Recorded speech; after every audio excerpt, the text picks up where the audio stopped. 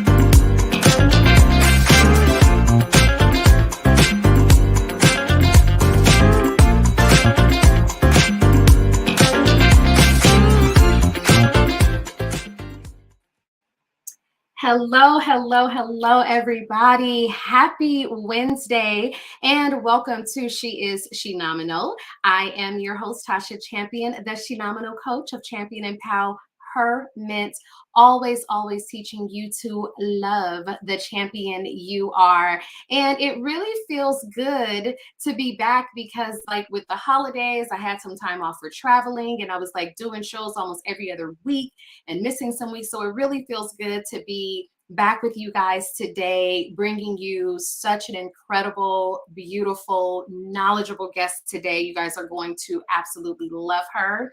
But I'm just happy to be back and being in your presence. It always feels good. I mean, honestly, I'm getting ready to go on another break because between today's show and the one next week, that's going to be it. And then we are shutting it down for the rest of 2022 as we prepare for 2023. And I'm curious to know, like, what are your plans for 2023? Because everybody tends to start with like a New Year's resolution, and then usually by the beginning of February, did you know like 80% of people fall off of whatever that resolution was for themselves? So, what is it that you're thinking about for your 2023? What is it that you want, that you desire? What do you want to be, do, or have? How do you want to increase your life? These are the questions that it's time to start asking and really getting clear about it. But also think about like the challenges that came up in 2022. How do you want to course correct? How do you want to learn from those challenges? And then what do you also want to leave in 2022? Because remember, everything is not designed to go with you into your forward motion. So these are some of the things that you really get to think about as you prepare for your new year. As you guys know, time is going by so fast. And I swear it seems the older we get, the faster it goes.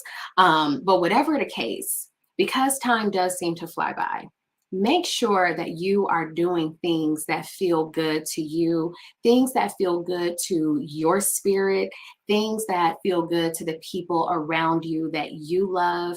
Eliminate people that don't serve you, eliminate the things in your life that don't better you, because we don't know when our time on earth, on this side of earth, is done. So you want to love on the people that love on you. You want to have good times, good laughs, good love. You want to be in the presence of good people, and anybody else, y'all, let them go. Do not take certain people or things into your 2023. Do not harbor and take any hatred in your heart and spirit into your 2023. So I know you're like, Tasha, we're just in the beginning of December, but again, between today and next week, it's going to be my last show for the rest of the year. So I'm giving this to you guys now. Okay, so that's my spiel for you guys. Get ready for an amazing new year. Next week, I'll share with you guys some incredible things that I have coming up for 2023 with Champion Empowerment, as well as just the Shenomenal brand. I'm really excited to share some things with you guys. We're just going to take Champion Empowerment to the next level. Yeah, I'm not going to spill all the beans yet, but I will talk to you guys about it next week. Now, today on my show, I'm going to be so happy to talk with her. I started following this young lady, her and her husband. I can't remember how I came into their presence on social media, but I think I may have seen something and it was just positive. It was just a vibe that they had. And I was like, you know what, let me go ahead and click follow. Let me see what they're about. And what I love is that both she and her husband is not on today, but both she and her husband are they're master herbalists. They are community leaders. They are knowledgeable when it comes to just spiritual awareness, spiritual alignment. These are the things that they go out and teach, whether it is on social media and documentaries, on podcasts. Like, they are a power couple to follow. And I'm so excited that I get to interview at least one half of this incredible duo. So we're going to cut to a quick commercial break. But when we come back, I'm going to sit and chat with Melanie Luja. She just came out with a new book called In Your Kitchen with Melanie. It's all about being an amateur herbalist. So we're going to dive right in when we come back.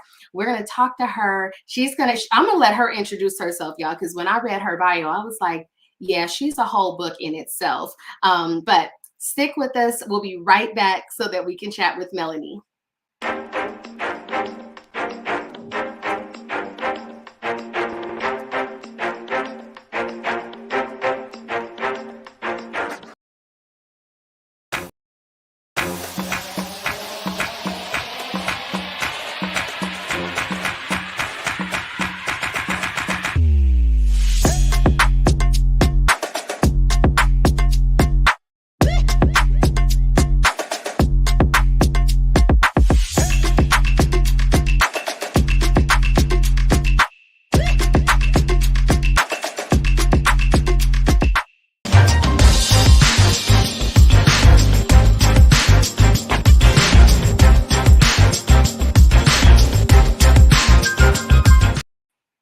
All right, let's go ahead and welcome Melanie Luja to She Is Shenomenal.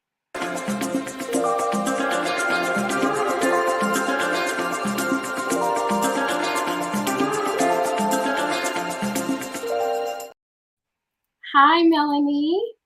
Hi, Tasha. How are you today? I am beautiful and so excited to have you on She Is Shenomenal. How are you? I'm excellent. Thank you for asking. Absolutely. So before we just kind of really dive right in, and as I was explaining to you earlier, I like to have just a very organic and genuine conversation, nothing that's like been preset or anything. But tell us more about you, because like I said earlier, I read your bio and I'm like, okay, she is everything. So tell us more about who is Melanie.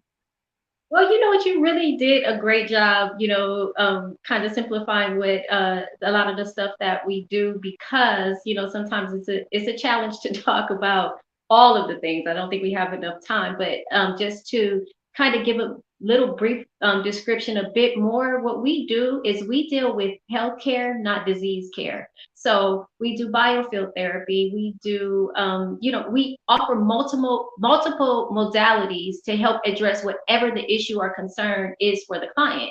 So, my PhD is in integrative medicine.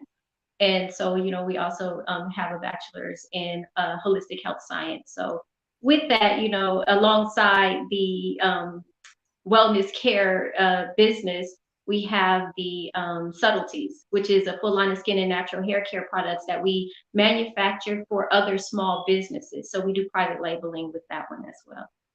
Beautiful. Everything. Do y'all see this Black Queen on this show today? Like, I'm so excited to just really talk to her. Now, Melanie, the first thing that I want to talk about, because this is what totally, like, as soon as I saw your post about your new book, I was like, okay, I got to get Melanie on the show because I want to talk to her about this book.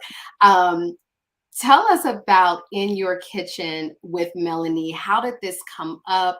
What was the concept? Just, I mean, I'm gonna let you have the floor to share about your book, and then we'll start talking about ways that people can enhance and improve their health. Absolutely. So my husband and I, we offer at least 4 retreats per year, and we share a lot of information at these retreats. The first book that we wrote is actually called, oh, I cannot remember the name of the book. Why can't I remember it? Okay, so I'm going to move past that. We're going to talk about the right. Okay, so after we wrote that book, because people had so many questions, they wanted to go home and figure out how to do a lot of the work themselves at home. And with that, at the retreats, we make sure we feed them foods that will serve them instead of foods that will deplete their energy. So with that, people were asking for recipes. They were like, what did you prepare in this? And what did you do for that? So basically what I wanted to do with this project is to show people how you can heal yourself at home and utilizing what you already have in your kitchen. So the subtitle is for the amateur herbalist, because I needed to be clear that amateur means for the love of. And I have a lot of clients that come to us, and what they do is they tell me about every herb they got in their cabinet and what they're using, and if they ask if they're using it correctly. So I was like, you know, this is the perfect opportunity to give more information for them to be able to see if they're utilizing the information correctly.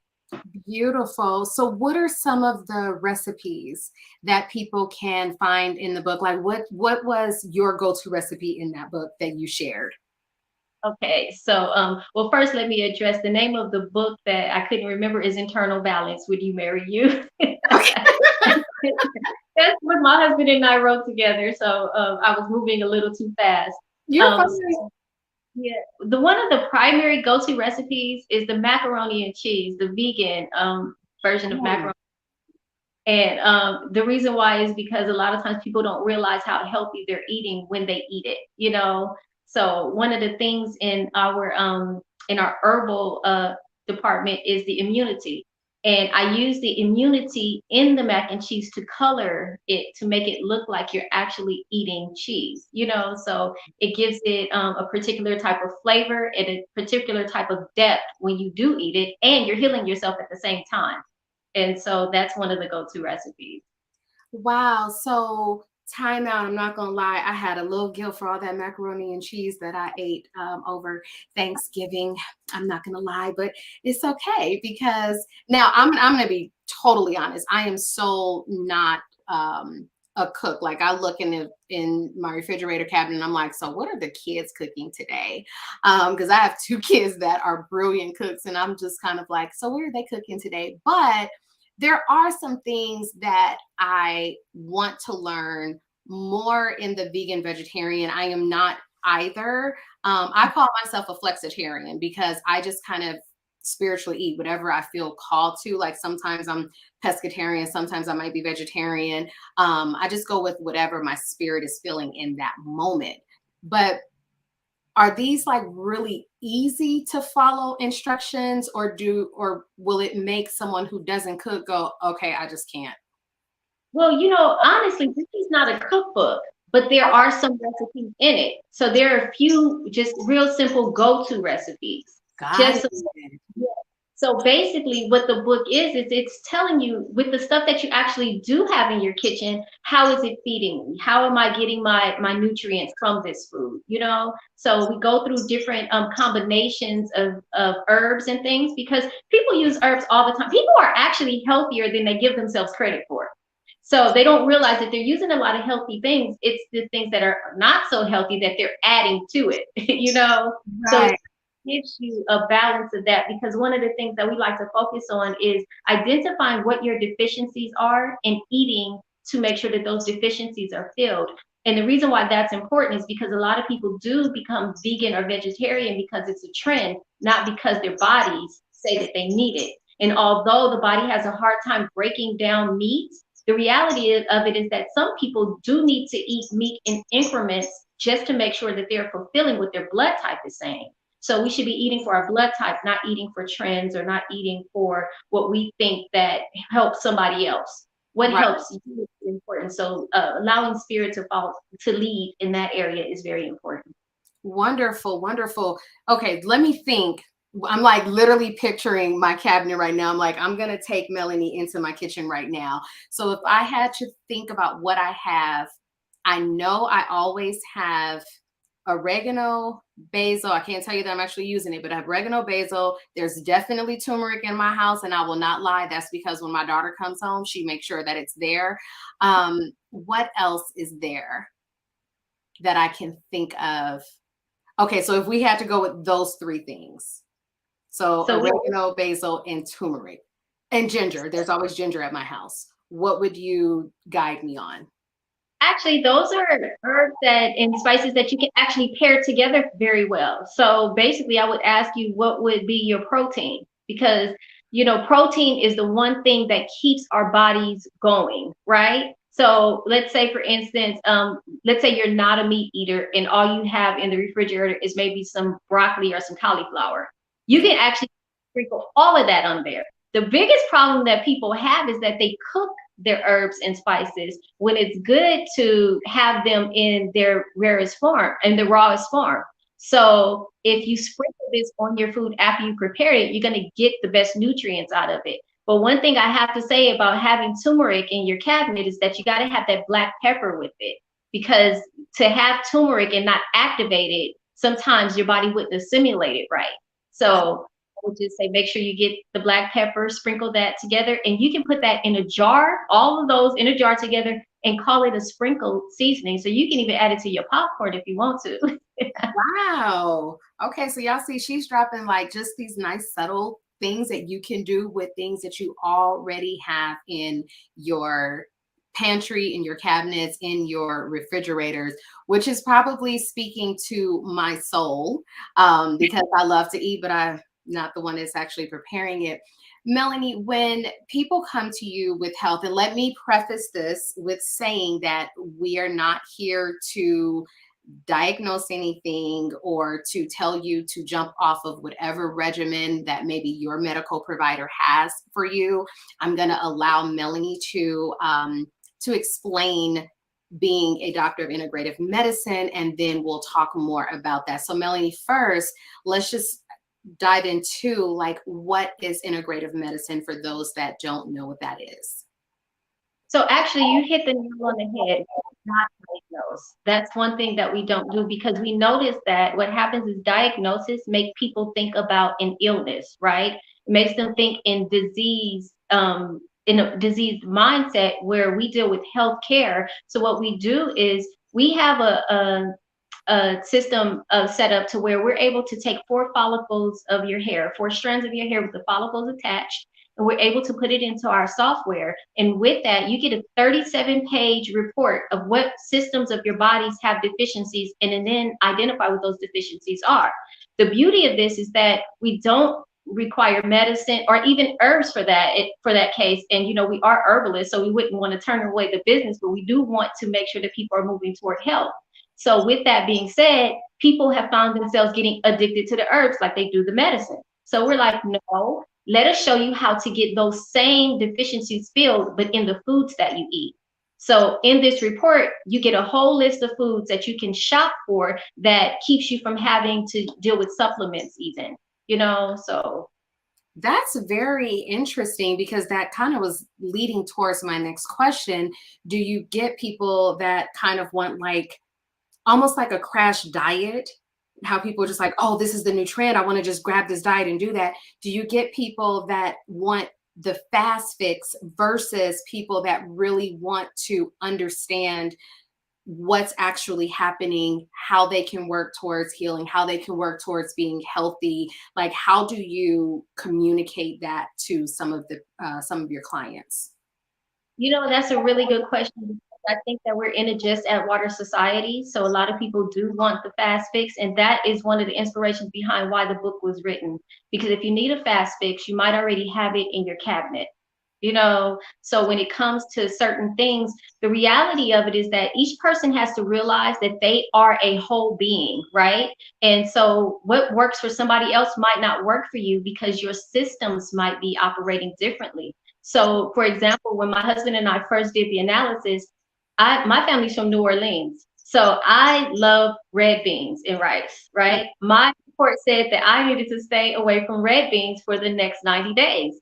And his report says that he couldn't have lentils. So what I found myself doing was preparing a small pot of lentils and a small pot of red beans when it was time for us to eat that, as a protein, so that we can both get what it is that our bodies need. Because normally before this type of technology was accessible to us, we would eat the same thing every night. So what I found is that that's very important. When you're preparing a meal, preparing variety is important, because then that way you can have a little bit of multiple things and you won't overwork any of your body systems. But if you have a lot of anything, you can overwork a particular body system. Wow. I'm hoping that my middle son, sorry to call you out, baby, but I'm hoping that he watches, because he has a diet of about 5 things. And so, but he did tell me, like, well, he's getting tired of eating this. My thing is the variety part of eating. Just kind of feeling the same taste over and over again. So with what you do, can you take those same things, even if you're cooking the same thing, can you make it taste different? Can you make it more palatable so that you're not tired of it all the time? Yes. So in the book, we address that we don't call it a diet, we call it a live it, right? So you're eating things to help your body live. And one of the examples that I like to use is Mexican food, right? Mexican food, you find a lot of healthy ingredients. It's just how those ingredients are prepared that could cause the unhealthy effect. However, if you look at those ingredients, it's the same thing in the taco, in the burrito, in the quesadilla, so they don't have a whole lot of variety, but they do have a lot of good stuff that can be transformed into different things. So the protein part is the part that is kind of interchangeable for people. Okay. Yeah. I primarily buy chicken and turkey. Like if I'm going to eat red meat, it's usually because I'm going to a steak restaurant. If I am going to eat pork, it's because like it's a holiday and I might want to have ham, but it's not something that I typically buy over and over in my house. It's primarily like turkey and fish, turkey, chicken, and fish. And I do get tired of it sometimes. But again, I'm not a person of variety. And like my friend Shanice, thank you so much. She said, I am not the cook in the group. She always makes us cook for her. I do. My friends always cook for me, which I'm very proud of. Yes. Melanie, how did you and your husband arrive at this type of lifestyle to begin sharing it out into the world? We used to have a wellness center called Vibrations in Inglewood, California. And there we had over 100 different types of healing teas. And the reason why we were there is because we noticed that community was a community that really wasn't well. I don't want to say that everybody in the community was sick, but you do see people walking around in a fog a lot of times. And a lot of times that had to do with the type of life that they were living, but not the type of life that they chose. So at Vibrations, what we did was we welcomed the community in so that we can share in conversations about how people are feeling and what we can do to help them feel the way that they would like to feel. Right. And some of that was eating regimens, and some of that was strictly, I don't like my job, so we started to just kind of really do research and capture the information. And then, this is how a lot of our books were formulated, just capturing the research and being okay with the fact that we don't know what we don't know. And the best way to learn something is to teach it. And the worst way to learn something is to misteach something. And so people were sharing a lot of misinformation. But when you talk to the masses of the people and you get a consensus, then you can say, okay, whether you feel this way or not, these are the options. And it gives everybody a chance to be a whole self. Wow, that's really beautiful. So I know that you probably get this question a lot. I know there are people out there watching that probably have this question, and it's like, we look at you, we see this vibrant skin, these beautiful long locks. You're talking about all the healthy things that you do and that you instill into your lifestyle and teach other people how to instill into theirs. Is this how you grew up, or was there a change in life where it was like, hold on, I got to course correct. I got to change what I'm doing? You know, at first I was going to say absolutely not. However, I think at a young age, I did tap into something, but I wasn't really knowledgeable of what it was. My mom said that I was the only child that would show up at birthday parties and refuse to eat the hot dogs.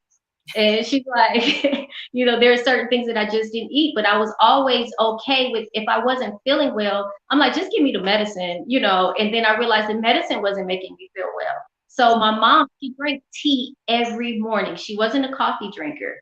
So I started to just kind of do a little bit of research on, you know, the benefits of tea. And in doing that research, I have been a hairstylist for over 30 years. I started making tea to cleanse the hair and to eliminate certain situations and scalp issues that my clients were having.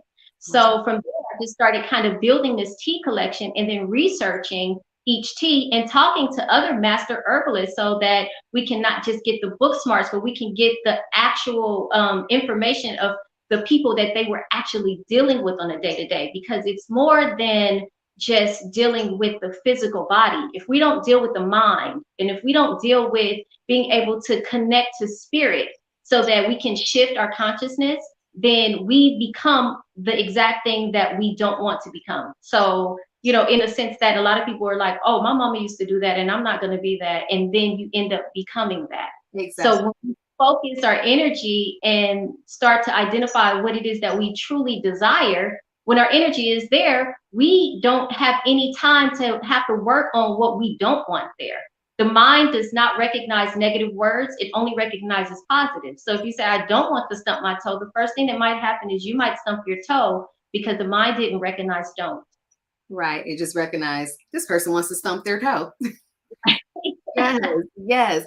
Okay. So I know we're going to have to take a commercial break soon, but I do want to, since the show is She Is Shenomenal, let's talk a little bit about the female body. And I know that, you know, there's mind, body, spirit alignment. But when we talk about teas, I love tea. However, I do drink coffee every morning. I just don't drink coffee all day. But I do love teas. And I find that anytime I'm about to do like an energy reading or a card reading, some type of energy session, my body always wants tea first. Like I have to drink tea before I do any type of healing with either myself or a client. But in talking about the teas and what it can do for the body, what are some teas and why that women should really have either on a daily basis, a few times a week? Like, what is that? What are some staple teas that we should have in our homes? So some of the staple teas that we can have, and let me be clear when we're talking about tea, because I do have a lot of Asian friends who are very specific about what tea is. You know, they're like, that's hibiscus, that's not tea, right? But hibiscus would be one of those herbs or, you know, plants that we should have on hand because it's high in vitamin C, you know, and that's not something that, you know, most people would gravitate to all the time. Another one is peppermint. But then let's go back to the things that you had mentioned before. We can use those spices and make teas out of those spices, especially when you're dealing with the turmeric and the ginger and things like that. So those are primary staples and things that a lot of people will probably gravitate to anyway because it's accessible. Green teas and black teas are good. However, we have to be mindful of the caffeine in it because a lot of people don't realize that caffeinated tea is stronger than a cup of coffee. Wow. Yes. But so there are teas that we recommend for women health and wellness when it comes to the whole digestive tract and the reproductive tract. but we don't recommend that they take them on a regular basis. So those are teas that I'm not going to mention right now because, sometimes there is a challenge with communicating with people. Like, you've been taking that for how long? For 3 months? No, it could cause damage to your body. So we have to be mindful that just because it is an herb, it doesn't mean that it's something that you can do long term.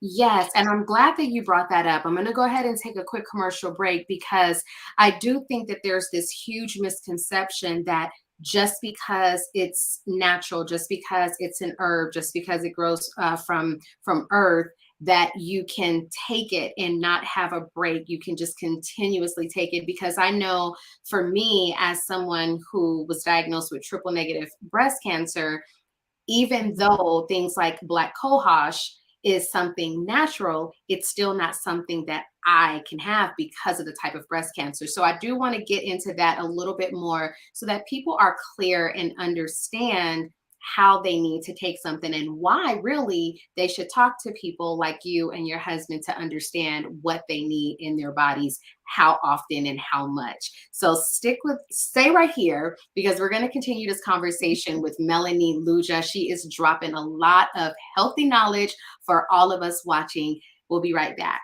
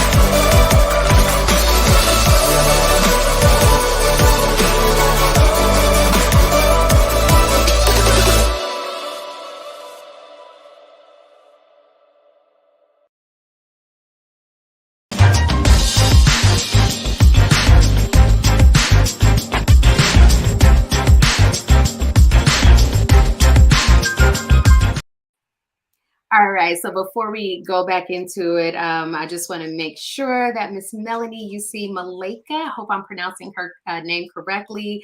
She says, I'm so happy you released this book. I will definitely purchase it. Big congrats on releasing this little treasure we've been waiting for. So just more love and congratulations to you.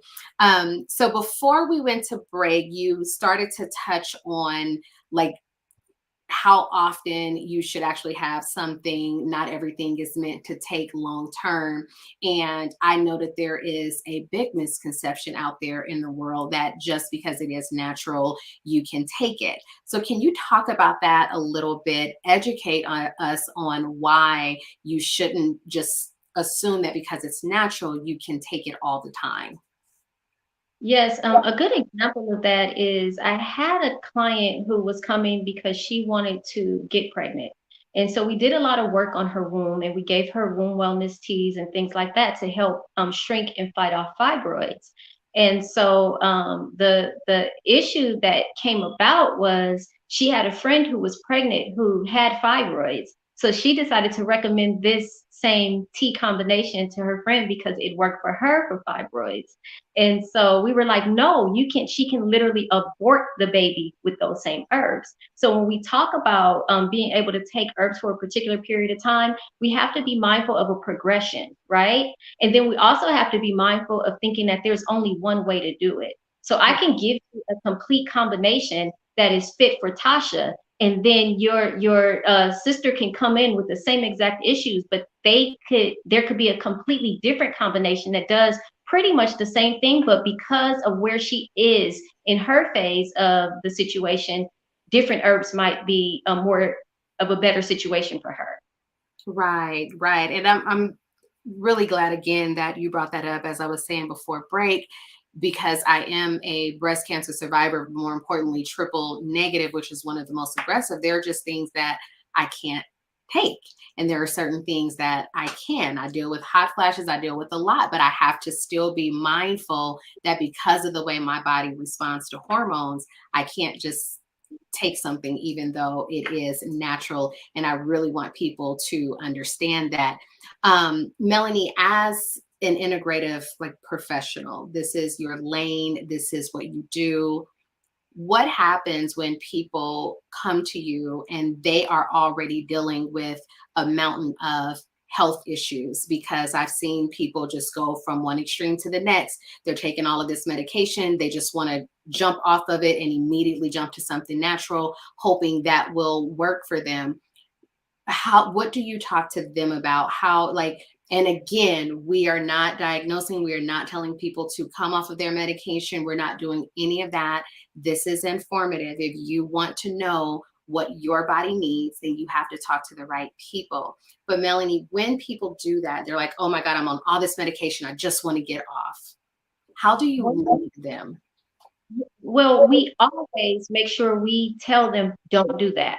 Never just jump off the medication. You really have to wean your body off of it. The beauty in what we do as integrative health practitioners is that we integrate our work with what the doctors in the hospitals are doing. So we always, first of all, telling our clients to be mindful of bashing your doctor. Like, don't bash your doctor. They only know what they know. That's like bashing yourself because you only know what you know. Right. So we put information, and then a lot of times their doctors are open to sitting with us to come up with a more creative plan. And it's really about how creative we can be with the client.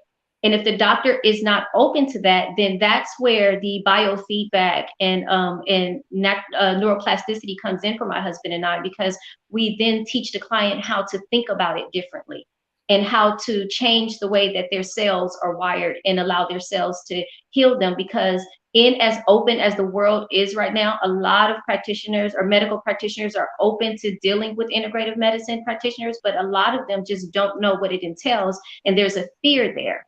So as more information comes out, they'll be less fearful, and then we'll stop thinking that we are the healers of everybody. The reality of it is that the client is their own healer. We're there to assist them through the process. And as practitioners, if we remember that, then we kind of put a space of entanglement with us and the clients, where while we're working on healing ourselves, the client will be healing by way of that. And while they're working on healing themselves, we practitioners get healed as well. Beautiful. And I'm really glad that you said that, because, and I'm not going to put any names out there, but I remember growing up, I've seen like holistic doctors tell people, stop taking all of that. This is what you want to take. And so I love the fact that you're letting people know, hey, let's have this conversation. Don't do that. How can we work with your doctor? I wish and hope to see more doctors begin to integrate the way that you're saying some of the doctors have with your clients, because I think it's important if we can all come to a place of learning how our bodies operate, what our bodies need, and then going from there. I think that's so important, and I'm glad that you brought that up.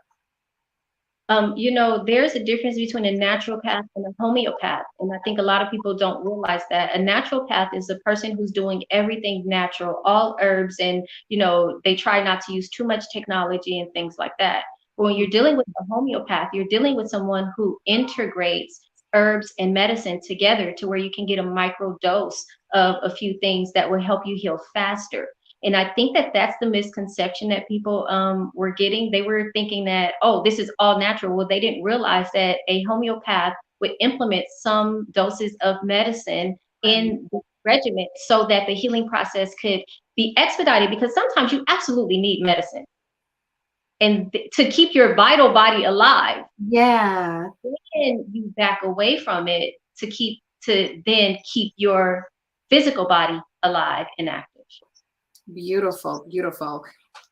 Take us through, Melody, like I said, Melanie, in just family health. So like, let's say there's a family where they've never really thought about having teas or different herbs. And like you said, there's things in our pantries that we can automatically just start to use. With children, how can parents begin to introduce these things to kids? Because obviously when they haven't had it, it's like, oh, I don't like that taste. It's an automatic, what are some ways that parents can at least start to sprinkle these things into the lives of their children to open up their palate to it, to maybe start helping them understand why their bodies might need certain things? What are some ways that parents can do that? You know, a lot of times the difficult part about parents is thinking about what to prepare to eat. And that takes an hour. But to actually prepare what to eat probably only takes about 20 to 30 minutes. And so if you start to think, oh, I'm going to set 30 minutes aside to focus on what we're going to prepare, and then incorporate your children in that. You know, have them taste these raw things. Like, people always laugh when my daughter, when we take our daughter out to dinner, because the first thing she's like is, oh, I have to have a salad. Oh, I love raw peppers, you know, but give them foods raw. And for those who are just having children, after they get to a certain point where they want to taste table food, a lot of parents go straight for the sweet stuff. But that's an opportunity to train the palate. If you start them with peas and then, you know, introduce those green things into their palate, they would realize how sweet vegetables are. Vegetables are so sweet when they're unseasoned, but people tend to only have seasoned vegetables, so they forget what the natural taste tastes like. So bring them into the kitchen.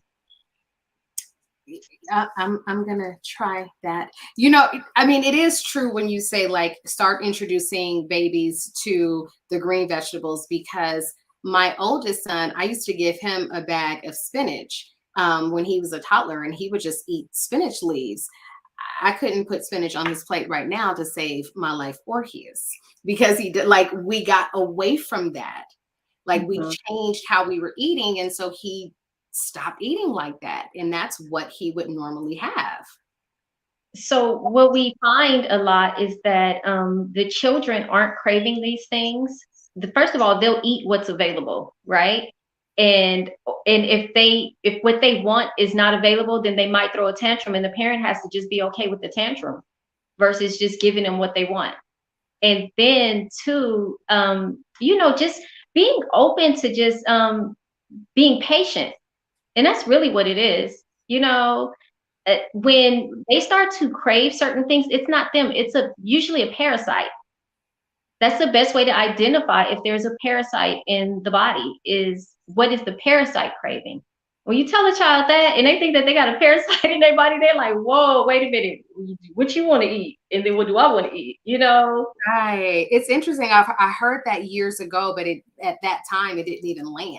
So you saying it right now, I'm like, oh, okay. Yeah.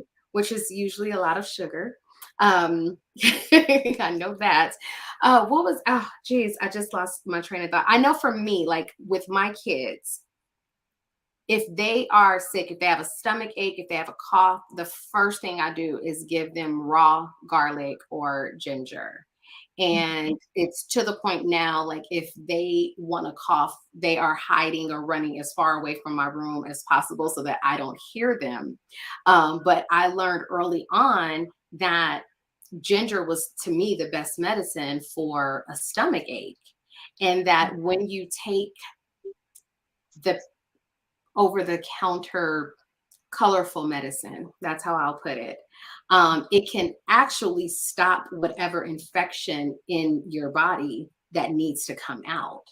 And so Right. when I found that out, I completely stopped giving my kids that, and just giving them ginger or garlic when they become sick. Do you have any other remedies that you would recommend that people just make sure they have in their homes for, like, you know, a common cold or maybe just a headache or sore throat? Again, we're not diagnosing, but what are some staples that you feel like we should all have in our homes if we start feeling a little bit of a cold come on? One of the things that I recommend is that when people eat oranges or tangerines and things like that, that when they peel it, they save it and they let them dry. Those peels work so well for a cough or for any type of itchiness that's about to come on. That's one of the great remedies that we have on hand, is the peel of the orange, the tangerine, or any of those types of fruit that has that thick peel. So you clean it off, get rid of any pesticides that might be on it, and then you could dehydrate them by either letting them sit out on the countertop, or you can turn the oven on at 100 degrees and leave the door slightly open so that they can just kind of wither. And then when a season comes that you need those things, then you just put them in a hot water and make a tea out of it. And then the essential oils will start to pop out. Wow. I love that. Yes. I definitely will do that. Now, would you recommend, because a lot of times, unless you go to a farmer's market, it's hard to find like tangerines that have seeds. Like I rarely see that. Do you feel like those peels, the peelings of a regular tangerine with no seeds, are those still healthy, or do we need to specifically go out and find ones that have seeds in them? We always recommend the ones with seeds. Usually, the reason why I said clean it off really good is because let's say that it doesn't have any seeds in it, it's probably because of the chemicals that it's been exposed to. So, getting rid of that is going to be very important. But what you're really looking for, it's not so much the seeds. You're looking for the essential oils that are trapped inside of the lumps of the skin. And so those are the things that kind of, if you notice, like a lot of cooking shows, they say zest, do the lemon zest or the orange zest. The reason why is because the healing principles are in the peel. Wow. I'm really glad you said that, because I will do that. I know for me, the minute I get a cold, if I do like a honey and lemon, I usually will drop just a drop of essential peppermint oil into Yes. that. I mean, it opens up my whole soul to the earth and the world, because you're going to feel that natural peppermint. You will feel it for sure. But that's one thing that I do, is I will use a drop of peppermint in things that I'm drinking, or put it in my tea when I start feeling sick, just to open me up a lot more. One thing that I do want to point out, Tasha, is that a lot of people think that feeling sick is a bad thing. The reality of it is that when your body starts to introduce something to you that you're not familiar with, or something that you don't like, it's your body's way of telling you that it's actually working.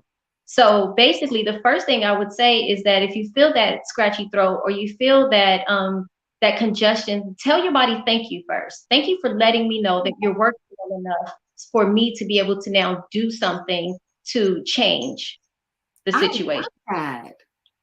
Because our body needs some inflammation, because that inflammation helps us to fight off other bacterias and other things that aren't serving us. So we've had an incident where we had a client who probably cleaned out as much as much mucus from her body as she possibly could, to where ginger had become an issue for her. So she was like, but it's an anti-inflammatory, but I have this cough. Well, you have a particular type of cough where you need a particular type of herb to do that. You cannot do that with ginger, because ginger is actually causing the cough. So she had achy bones and achy joints because there was not enough inflammation for her body to protect itself. Wow, that's so interesting. Now, that is something that I have never heard of. Yes. So that is really, really interesting. So again, like, it goes back to having the right conversations with the right practitioner, so that you're not overdoing something just because, again, it's natural. Exactly. Wow. Exactly. Yes. I hope I'm saying your name right. Avianca says, Melanie, In Your Kitchen with Melanie is a must-have gem. So right on time. Congrats and many blessings. Melanie, before we tell people where they can get your new book, I kind of wanted to go back a little bit when you were talking about the first book that you and your husband wrote. I felt like that was just such an interesting title, and I wanted you to talk about that a little bit more. Like, what was the inspiration? What is that book about? What can people take from that book?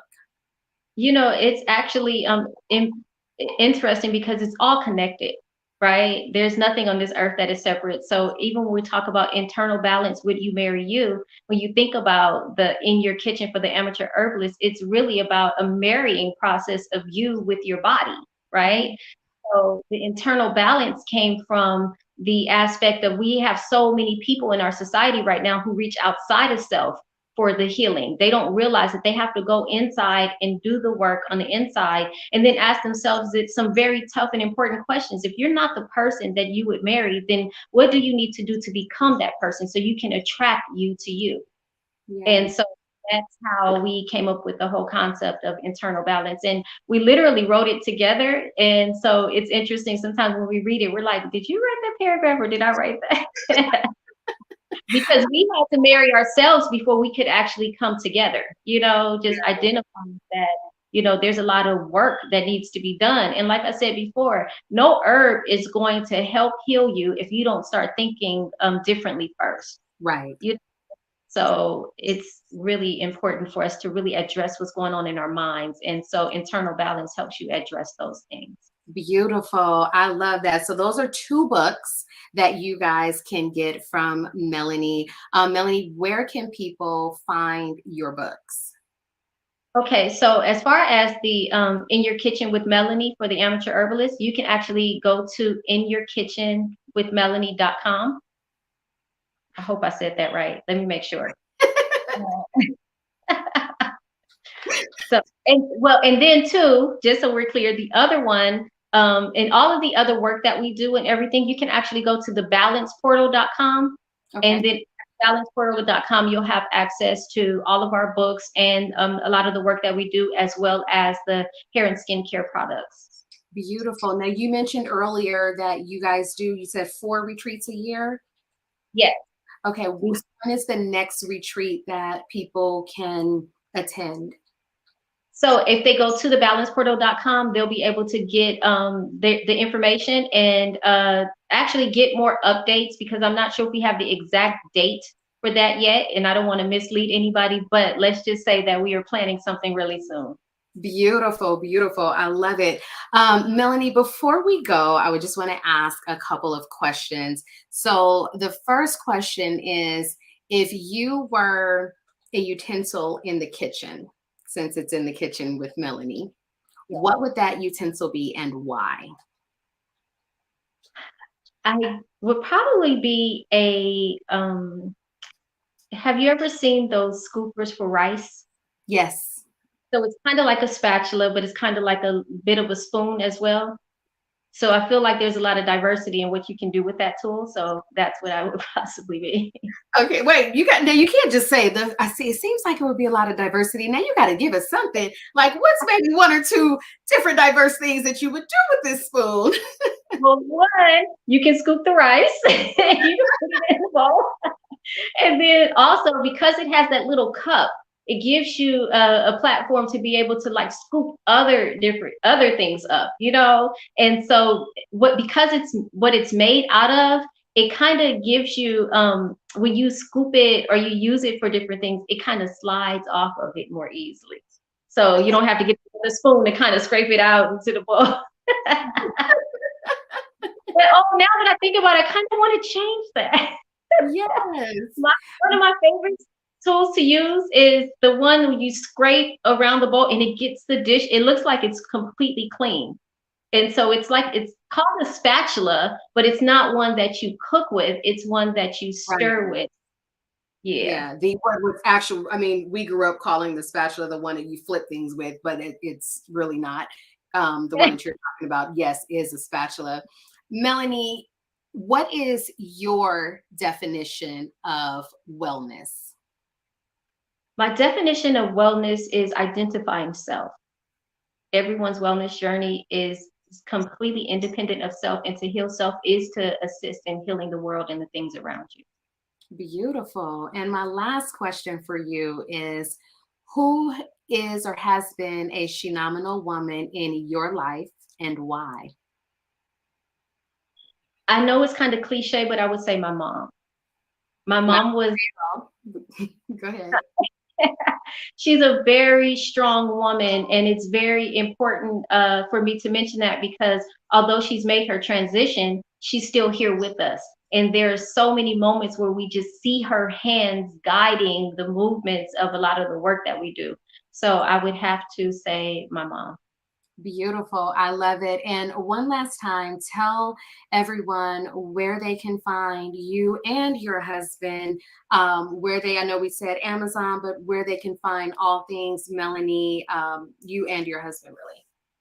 Yes. So thebalanceportal.com is one of the places that you can pretty much just find everything on us. And then we're Googleable too. So you can kind of Google my name, Melanie Luja, or you can Google his name, O'Shea, Oshea, Luja as well. Luja for those who are, how do you spell Luja? Yes, Google it and it'll pop up. Beautiful. And do you want to give out your social media handles? So social media handles. For Instagram, I think you could just Google. You can type in Melanie Luja, Okay, and then my husband is Stillwater's Network. got it. Still Beautiful. S Network. Thank you, Melanie. It's been just so enlightening. First of all, it's been very enlightening to have you. Thank you so much for being my guest today, for dropping so much knowledge. I know that, thank you for sending me a digital copy of the book, but I want the physical copy because I'm that person that's got to like get in there and highlight things. So that I can point out to my friends what to use to cook for me because they know that I'm not the one that's going to do it. Paulina Wiley says, congrats, Mel. So happy for you. It's a beautiful book, a beautiful cover. Thank you so much for being a guest on She Is Shenomenal. And overall, just thank you, Melanie, for being a beautiful Shenomenal woman in this world. Yes, Tasha, and thank you so much for the work that you do. Especially the things that you've overcome in your life. You still find power, and you still find wellness, and you still find time to be all of the woman that you are. So definitely, Shenomenal absolutely fits you. Thank you so much, Melanie. Don't go anywhere. Thank you guys for joining She Is Shenomenal. We will be back next week. I am bringing women on that have their own business so that you guys can do some Christmas shopping with Black women-owned businesses. We want to make sure that we are recycling these dollars in our own communities. So be right back here next Wednesday, 6 p.m. Pacific Standard Time, so that you can shop with some of these incredible ladies with their incredible products. But first, make sure you go to thebalanceportal.com so that you can shop on Melanie's website and get her books and some of her products. Thank you so much, and we will see you next week.